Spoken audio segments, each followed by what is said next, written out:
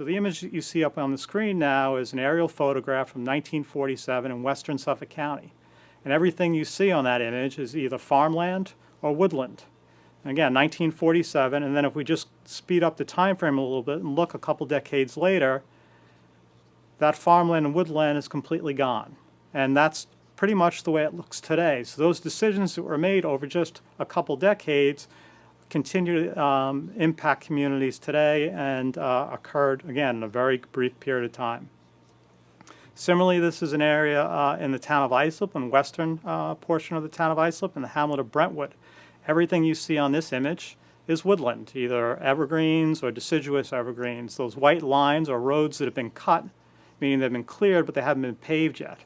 And again, if we just look a couple decades later, all that woodland is completely gone, and we're still living with the impacts of those decisions that were made today.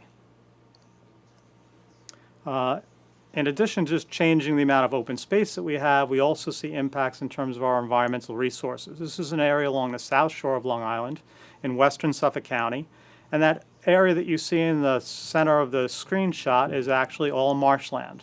Marshland's critically important for a host of environmental reasons. It's an incredibly diverse and rich ecosystem.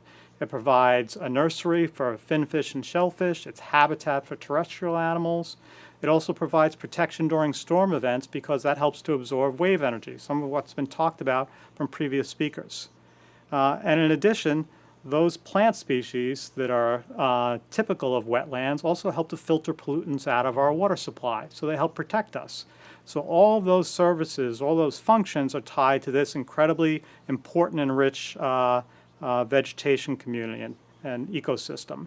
And unfortunately, we haven't over time made good decisions in all of these locations. So if you look at what that looks like today, what we see is an 18-hole golf course, very high density residential development, and at the bottom of the screen, what you're actually looking at is the region's largest sewage treatment plant, the Bergen Point Sewage Treatment Plant. That processes about 30 million gallons a day of waste that then gets pumped out into the ocean.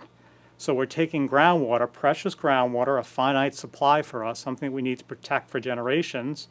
We're contaminating it with our waste, and then we're pumping it under the Great South Bay, under Fire Island, out into the ocean in largely an untreated format. That's all still nitrogen rich. So we're not fixing the problem, we're actually just displacing it when we do these practices. And again, investing in this type of infrastructure in the area that's at the highest risk of storm events doesn't make a lot of sense either from a public policy standpoint. So these land use decisions, again, are critically important.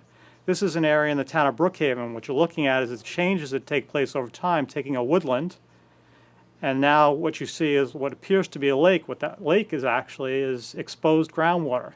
This is a sand mine in Manorville in the town of Brookhaven, and they've mined so much material from the property that they're actually into our drinking water supply.